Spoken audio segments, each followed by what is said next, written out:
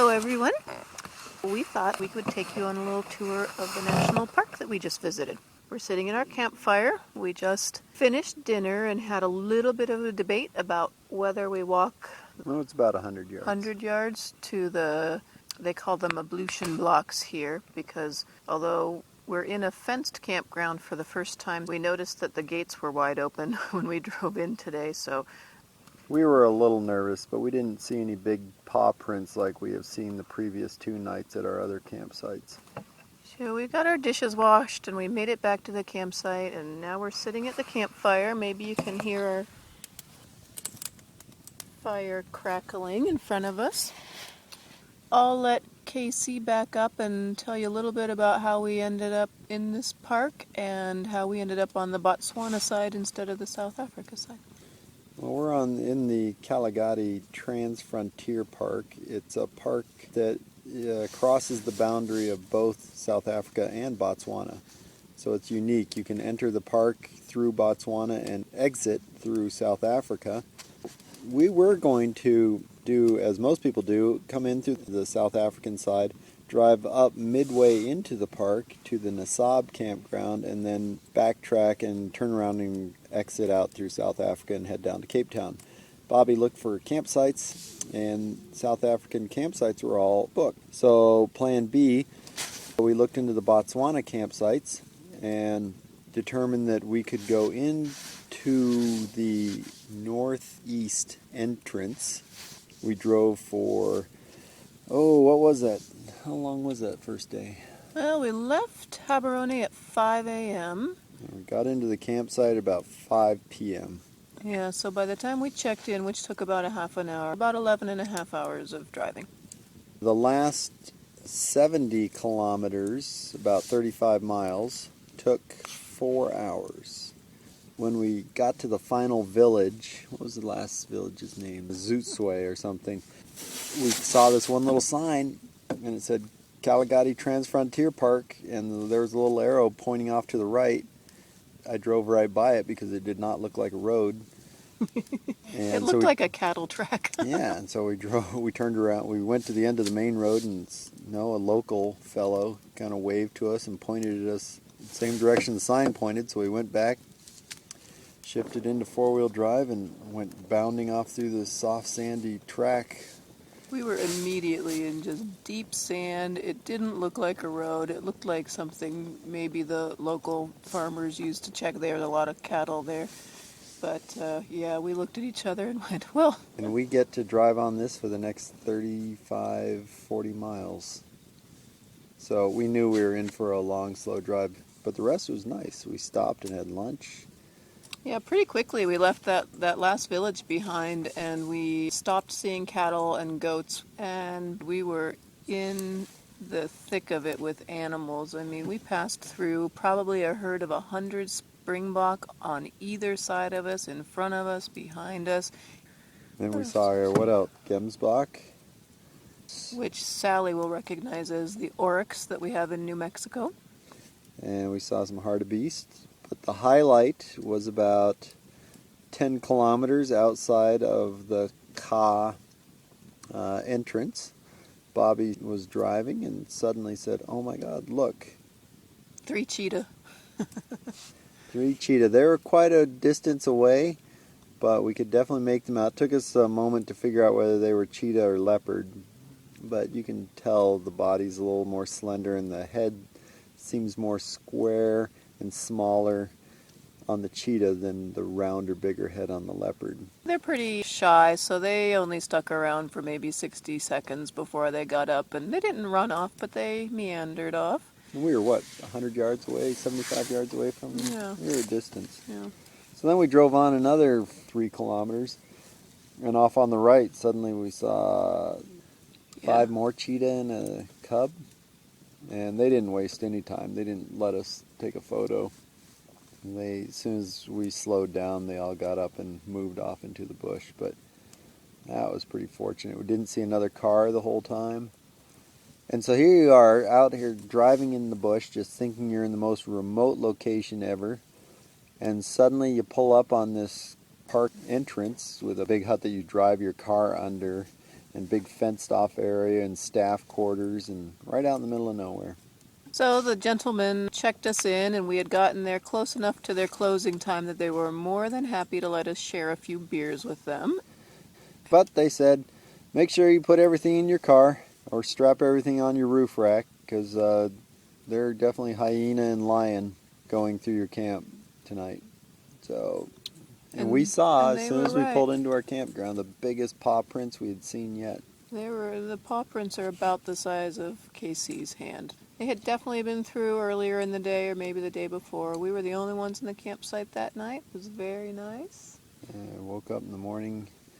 You got up really early. Yeah, I got up and actually was able to see a Kalahari sunrise. What we have found is you want to kind of be up and moving before the heat of the day. So if we can be on the road in the morning, then we're more likely to see animals. So we've kind of learned that we don't make a big breakfast. We just make some coffee and tea and then eat granola bars while we're driving and then stop for a picnic lunch along the way and then cook dinner once we get back into the camp. First, just a little, the Botswana campsites. What they're comprised of is an ablution. They look like, beer cans? Wine barrels. Yeah, 2 wine barrels, except they're tall. They're 7 feet tall. And one's a shower, and the other is a latrine. Most of them are under a big tree, so you can park under there, stay in the shade, and they have a little fire pit. So pretty simple. You keep an eye on 2 things. One, you shine your flashlight into the bush every 10 minutes or so to see if there are any eyes shining back at you. And whenever you pick up a piece of firewood to throw on the fire, you look it over first to make sure there's no scorpions crawling on it or spiders. And when you're around camp, before you go traipsing off, you kind of shine your flashlight down into the dirt and see if you're about to walk on a scorpion. I call it the AAA Africa. You have to be aware of all the dangers, you have to be alert to all the dangers, and then you have to be attentive, like put all your food away, shine your light. It's been a learning curve. We're not used to having to camp like this. You can't just kick back, relax, and become complacent. You have to be on your toes. You're out here in the wild. You also have to be careful how you set up your camp chairs. It's recommended that you put your camp chairs with your back to your vehicle, and then in front of you, you put your fire. So if you do see something out there in the bush, you can kind of back up and climb right into your car. And they're also hesitant to approach a fire as well. So. Right. You keep one long stick that has a good flame on the end, just in case some beastie decides to approach. You can at least pull that stick out with a flame on the end. So I hope you enjoyed day 1 getting to the park. Day 2 was driving through the park. We went from the Ka entrance gate, and our goal was the Palenswa campsite. What would you say was the highlight of drives? We saw elands. We did. We saw our first eland, which is the biggest of the antelopes. They weigh about 700 kilograms. They're about big. 1,400 pounds. They're really big animals, and they have a spiraled horn, which is really elegant looking. But they're pretty reclusive and shy, so we had not seen any yet, and they were one of the last 2 that we were hoping to see. And we saw a herd of ran right across the road, right across the sand in front of us, fairly early in the day yesterday. So we were high-fiving over that. Saw a porcupine. Casey saw a porcupine. Monster African porcupine. Boy, that's huge. I didn't get to see him. I just saw the grass swishing behind him. For me, it was just, we were out there solitary in the bush. We saw one other car when we were about 3 kilometers from the dirt road from the end of that track, and it was very special being alone out in the wild, and so few cars go out there, and you really did feel like you were out in it. The park has no boundaries anymore, but it's very obvious when you're on the Botswana side versus the South Africa side. The Botswana side is very primitive. The South African side is very developed, has lots of rules, has lots of fences, a lot more people. So if you want a wilderness experience, you want to be on the Botswana side. So at the Palenswa campsite where we pulled in last night. Stand by, doing a fine shiny eyes check here. Go ahead, Bonnie. And the nice thing about this campsite was it actually sits over a pan, which is a big flat area out in the middle of the bush. I'd be curious to know what causes them. But they tend to hold water during the dry season, or at least maybe stay a little muddier and cooler after rains. So animals seem to congregate there. Lots of antelope. And last night and this morning when we woke up, many blue wildebeest were hanging around there. Lots of red hartebeest, springbok.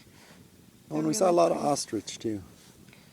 That was really nice because we just got to watch the sunset over the pan and watch the animals as they grazed and wandered off for the night. And then when we got up this morning, again with the sunrise, the animals were back out there grazing. And this morning I got up and I said, all right, here's my wish list for the day. The last antelope we hadn't seen was a greater kudu, and that's a really big antelope also with really spirally horns. And a couple white stripes running down its flanks. I'd really want to see a vulture. Haven't seen any vultures yet. And I was hoping to see some smaller animals, like jackals or hyenas, things of that size. And, of course, the thing that this particular park is famous for, the Kgalagadi, is famous for the black-maned lions. For some reason, and nobody knows what, it's not a different subspecies. The lions have black manes.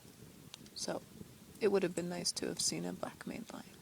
No lions on this trip, though supposedly we were reading a blog from last week that there were 2 bachelor lions kind of attacking cars, just practicing their predator skills. They're teenagers. Which is fun to watch as long as it's not your car, because they're chewing on tires and tearing off side view mirrors and whatnot. So, fortunately, we did not run into those 2. But we did see a herd of 4 greater kudu, so that was very exciting. And we saw a lot of raptors today, which was great. And we saw your 2 jackal. vultures. Saw lots of jackals today, but yeah, for me the highlight was the vultures. We came upon a big tree and there was a huge bird sitting in the top of it, so we stopped, and lo and behold, it's actually a vulture nest, and there were 2 adult vultures. They were white-backed vultures, so they have the kind of that furry-looking collar around their neck, the bald head. They're just a very classic-looking vulture, so I was really excited. That made my day. Oh, you drive by the grave of a prospector who supposedly died in about 1958. He said something happened to his car, and it made you think when Bobby and I were doing those long stretches kind of by ourselves. You know, if you break down, you have to stay in your car. You can't go walking off for help. So that's been our tour through the Kgalagadi Transfrontier Park. Almost. When we pulled in, Bobby and I thought, okay, our days out in the wild are done. Back to civilization. This is a main park entrance camp. We're going to be back with the masses. And sure enough, we came down on the South Africa road and looked at the camp, and they were just packed next to each other like a drive-in movie. Bobby and I thought, great. And then we drove over, and it was funny, we just drove over to the Botswana side. So we drove up this sandy dirt track, and before you knew it, although we're inside an electric fence, which is a huge fence, I mean, we're inside a huge pasture. It must be 20 acres. But there's not another soul around, and again, you're getting a game park feel, not a city park feel. I got very excited when we got here because they have water here, and when I went down to the ablution block, they were actually water heaters. So I thought we might have a hot shower, but when I looked in the water heater, there was a bird's nest in it, so I don't think that anybody's used the water heaters for a while. So we just hung our solar shower up at our campsite and washed our hair for the first time in 3 days. Oh, and we had to fight off the mongoose. I'm telling you what, mongoose in this park have completely killed my image of what a mongoose should be. I grew up on Rikki Tikki Tavi. Mongoose should be heroes. They should be off battling cobras. That's how I always think of them. And when we got into camp tonight, they are beggars. And when Casey tried to chase them out of the campsite, they didn't just run away. They just ran around in circles around our table. It was pretty comical watching Casey run in circles trying to get these mongoose out of our campsite. They are quick, I'll give them that. Well, shall we wrap it up? Yep. Say thanks for listening. Hope you enjoyed this little fireside chat.